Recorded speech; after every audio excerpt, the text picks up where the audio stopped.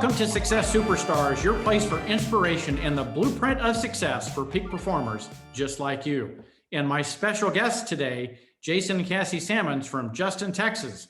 Guys, welcome. Thank you. Thank you. And Cassie, happy Mother's Day. Thank you. Yeah, was it a great day for you and everyone took care of you? It was. We had fun. We just went to Dave and Buster's and played a bunch of games with the kids. Love it. And I heard you got a special gift. I did. I got 2 horses. Well, there And you flowers. go. And flowers. And flowers too. There you go. Good man. Well, tell us a little bit about, first of all, what did you guys both do before real estate, and how did you come together as a husband and wife team? Answer me. You can. So in the early 2000s, I had a mortgage company. I was in the mortgage business, and I was doing loans, and I met Cassie, and she was working on getting her real estate license. We started dating, and she ended up getting her license, and she ended up being, and back then it was a buyer's market. You know, I was leading a bunch of investors and stuff like that. And Cassie started working together with myself and some of the investors that we were doing and finding flips and stuff like that. And so that's how we started working together very early in our relationship. Right. And that's how we started. And then I ended up going into in 2008 when everything crashed. I ended up going in the oil and gas business and buying land for a large oil and gas company for quite some time. And so it was kind of like real estate anyway. I was just buying land. Right. Know. But Cassie, what about you? What did you do before real estate? Gosh, I think I've always been involved in some kind of real estate. That's pretty much all I've done. I got licensed when I was like 24. So, I mean, I was a bartender before that. she worked at Hooters too. Well, you know, some of the best real estate agents were prior bartenders. Yeah. And now you've grown into, you're doing some building, right? Yes. How exciting is that? So it's exciting, but I feel like it's the beginning of when I had first started in real estate, because there's really nobody back when I started, there was nobody to guide you. There was no mentors. It was just kind of like, here you go, figure it out. And that's kind of how I feel like this is. My dad's a builder, so he's kind of helping, but I'm pretty much just figuring it out. Well, my brother's a custom home builder in Seattle, Washington. I'll connect you to, and he can help you. He's been doing it for 30 years now. So. Oh, yeah. Well, what's it like being, a mother, a wife, a business professional, and Jason, being a husband?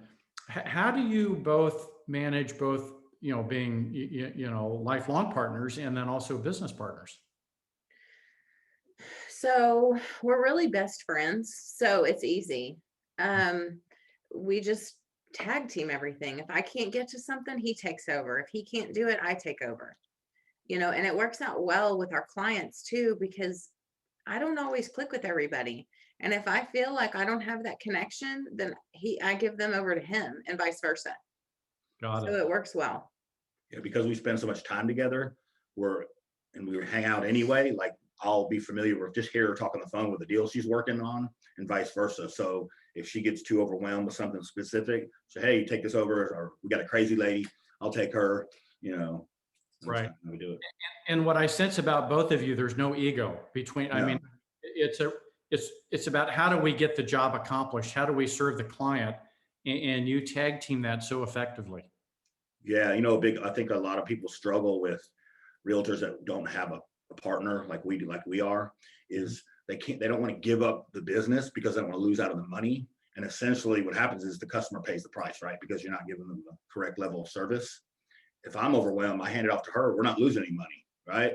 So it's real easy to not have an ego and just, give deals back and forth based on who's busy or who's not. So it works. Yeah, and we know that. That's kind of why we're pushing small groups across all of JPAR for folks that, may not have someone that, to get in a small group where they can share and have each other's backs, Mhm. which, Yeah. which you two do so effectively. Mhm. Now, this market is probably the toughest I've ever seen since 2008, even tougher than that market. Of course, now with your mortgage experience and everything, you guys are much more experienced. But how are you dealing with this, lack of inventory, hundreds of buyers for every listing? How's that affected your business? We've done well. We have a lot of, because we've kind of taken up our niche area in these small rural towns.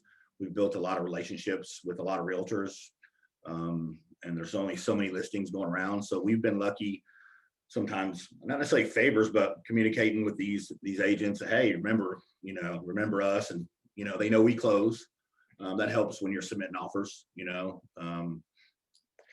I think getting them on the phone too, like when I get an offer in my email and nobody calls me to tell me it's there, it's kind of like, what do you expect me to do? Well, if you're not communicating with me, then it's hard to get a deal done. So somebody who over communicates is better than somebody who under communicates, or someone that's shy and doesn't want to reach out and say, hey, I sent you an offer. Let me know if this is going to work. Well, just ask questions. Yeah, we get a hold of that list agent. We have to speed dial them, whatever it is. We got to show up at their house. We're going to get a hold of them, and we find out what their seller needs and cater that offer. Rather than a lot of people just saying, okay, my cash offer is going to win. They just send it in. Well, they might have a seller that needs to stay there for 6 weeks. So that cash offer doesn't mean anything. And then you can't even get a hold of them. Yeah. We recently had one that was a veteran and he wanted to sell to a veteran. Yeah. So just building that relationship and finding out what that seller wants and what that seller needs. And in this market, VA is hard to get done, but we've got 2 of them done. Yep. Well, as a veteran myself, thank you for helping those other veterans out. It's a big deal. And Yep. what I picked up from what you said is, when I think of you two, it's relationships. Your network matters. It does. When you have that network, you can pick up the phone and that builder rep knows you more than the 50 other realtors. They have a relationship with you, or the other agents who maybe have a coming soon, who are going to give you a heads up before That's right. that network you've developed makes a difference in your results, right? Absolutely. Yeah. Yeah. It wasn't like that 4 years ago when we moved to Justin. We chose this area for a reason, because it hadn't blown up yet, but we knew the development was moving this direction. So we've had this plan. So we've grown like this, and now Justin is blown up, and we're just kind of doing more business even further out now. When Corona kicked in, our phone started graying like crazy. It's been, because now people are more mobile, can home office, and they're moving to the country, in the rural areas. They can move wherever they want. My son works for a big multinational corporation. They basically just told him a few weeks ago that he can live anywhere he wants. Yep. Now the handcuffs are off. He could go, let's say, to Justin or somewhere like that. Well, as we wrap up, as you think about all of your success, have you ever wanted to throw in the towel? No. Never? No, I'm not a throw in the towel type of person.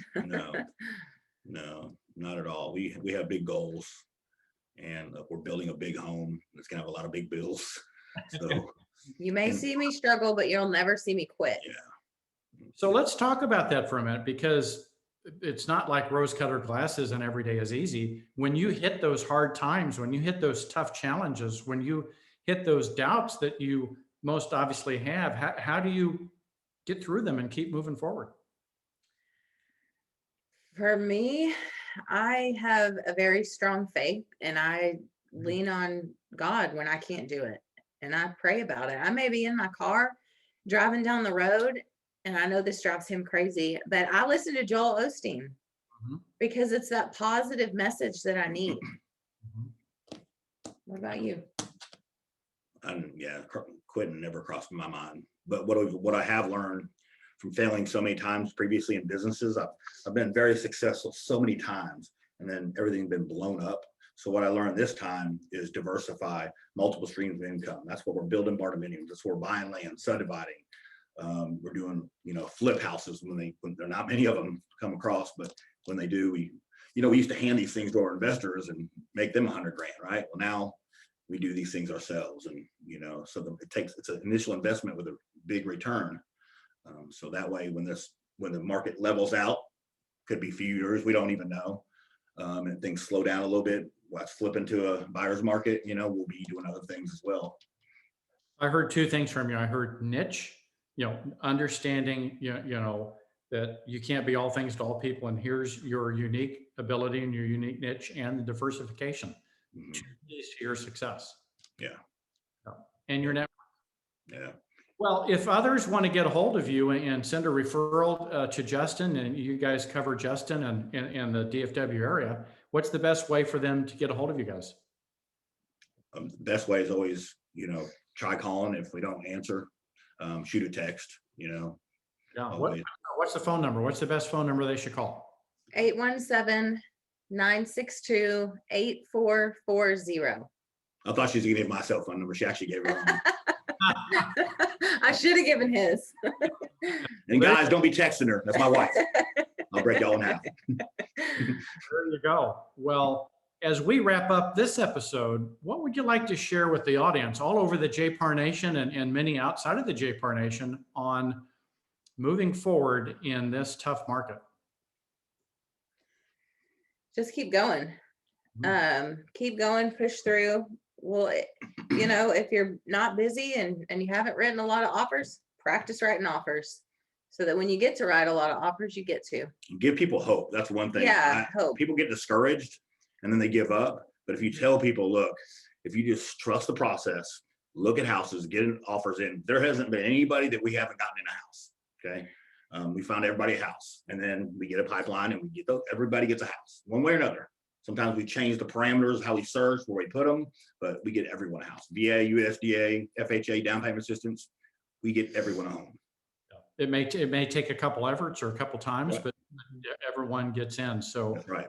well, thank you so much for serving and representing JPAR at the highest level. So proud of both of you and what you're accomplishing and what you're doing to serve your communities.